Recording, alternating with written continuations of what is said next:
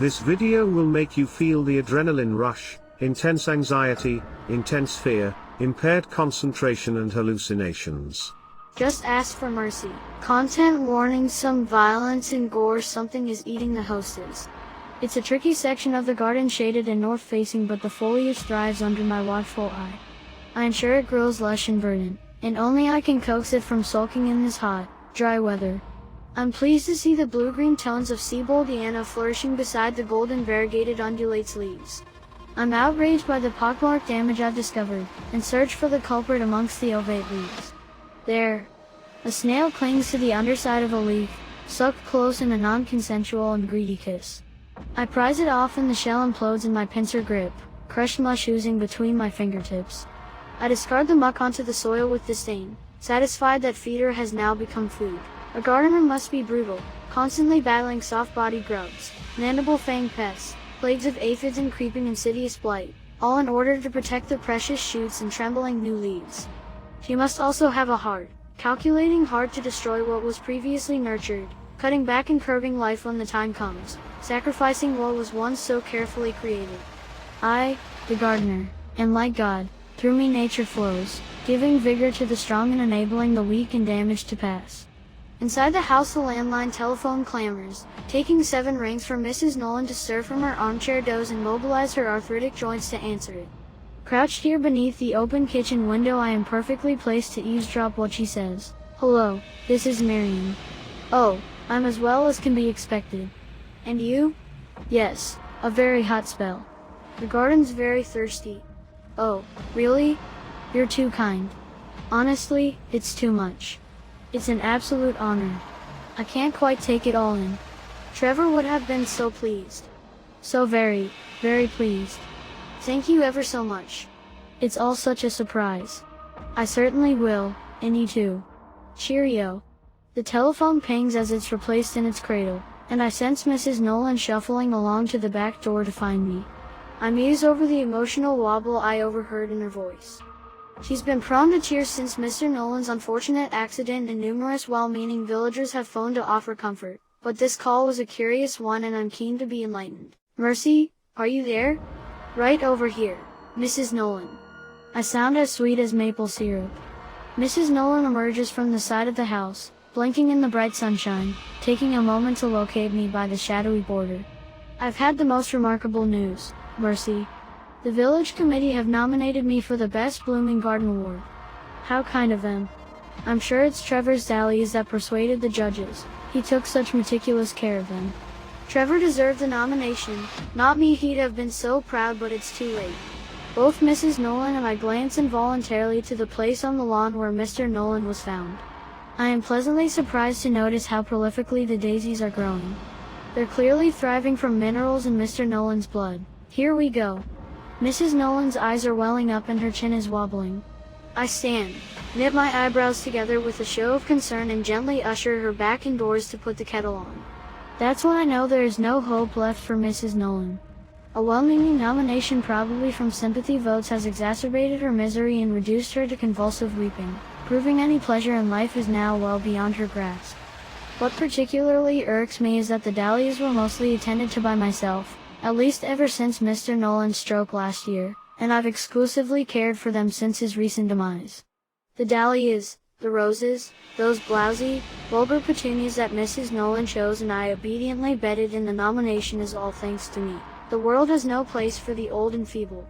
In this very garden, right under our noses, nature uses all manner of macabre means to ensure order is kept: pincers, stingers, poisons, parasites that eat their host slowly from within.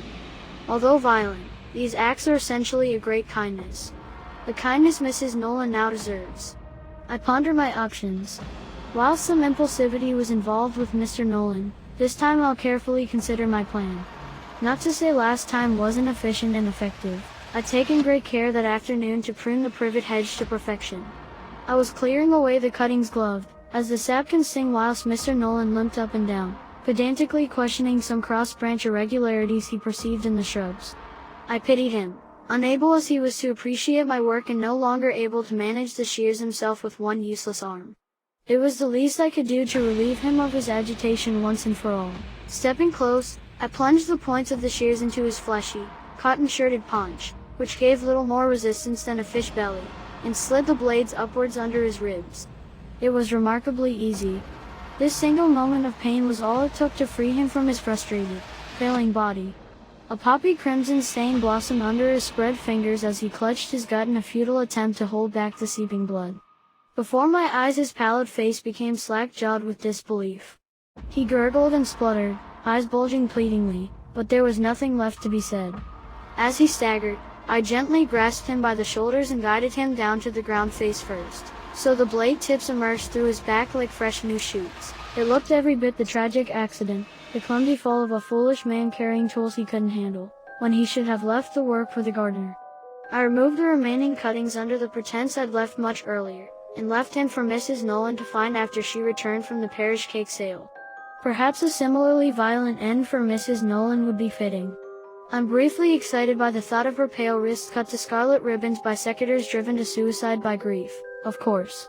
I suspect the bleeding out could take some time, and given the neighbors' windows will be wide open in the summer heat, enabling them to hear her screams, maybe this is an unwise option. A fall on the patio?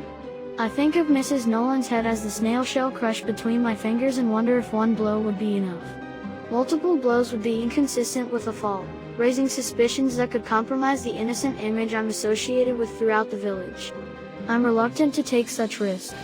My eyes narrow thoughtfully as I scan the tapestry of summer-petaled foliage in the garden borders. Mrs. Nolan's made a Victoria sponge. She tells me it's to celebrate the Best Blooming Garden nomination, but I can see her tired old heart's not in it. Nevertheless, we're both playing along with her pointless charade, while it lasts. Do have a slice before you go, she urges me. I'll wrap up an extra slice for you to take home. We're sat at her little kitchen table.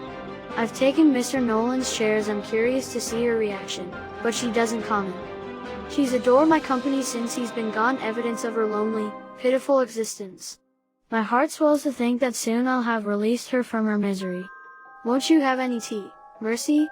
She looks quizzically over the top of her cup at my untouched one. I'm enjoying the delicious cake, Mrs. Nolan. I'm certainly glowing with anticipation, not at the sickly slice on my plate, but to see beads of sweat break out on her forehead. Mrs. Nolan raises a hand, her heart, probably feeling some palpitations. Mercy, you've been a rock over these last few weeks. I don't know how I would have coped without you, she tells me earnestly. A curious sensation passes through me, a brief flicker of guilt, possibly even doubt. After all, it's not too late, is it? I push the inconvenient emotions away. Remembering my role as gardener requires ruthless management of the weak and sickly, and I wait. It's all happening fast now. Panic creeps into Mrs. Nolan's face as her heart begins to gallop like wild horses. She gasps, reaches out a hand towards me, but knocks my plate of cake onto the floor. Both smash into pieces on the tiles. Digitalis purpurea, a cottage garden favorite commonly known as the foxglove, is an excellent pollinator, adding height and structure to summer borders. It's also highly toxic. The foxgloves I propagated have been glorious this year, in my opinion outshining the dahlias by far. From the unripe green seeds I've ground a paste and steeped it in the tea that Mrs. Nolan's poured from the pot. Her cup stands empty on the table, light and fluted like the trumpet of a foxglove flower. I watch closely and am certain Mrs. Nolan experiences minimal pain as her racing heart outruns itself, my face disappearing from her view as her vision blurs and darkens. At her age, no one will suspect a thing. The village shop door tinkles as I enter, and I wait patiently while Janet serves a child buying sweets from one of the large jars on the shelf. I smile indulgently at the youngster who glances uneasily at me and takes a wary, wide sidestep around me as he leaves, so strange that children often sense their vulnerability better than their adult counterparts. Mercy. How are you bearing up? Janet is the picture of kind concern. Such a blow to hear about Miriam. I heard you were there when she took poorly? It was terrible, I murmur, eyes downcast. She never truly recovered from finding Mr. Nolan in such a state. It was a shock, wasn't it? And a broken heart. Maybe it's all for the best. Janet shudders before her bright demeanor returns. What can I help you with? Could I pop a note in the window, please? To let people know I'm available for work. With Janet's permission, I take out from my bag the card I've carefully written my number on and slide it into one of the plastic sleeves hanging in the shop window. It's placed alongside local business cards and adverts for piano tuition and babysitting. In my need, orderly cursive, I've written my number and a friendly message. I'm confident there will be a good response, especially as the Best Blooming Garden Award is still up for grabs. Does your garden need some love and care? Call now for experienced help. Just ask for Mercy. Thank you for listening, and don't make yourself a coward.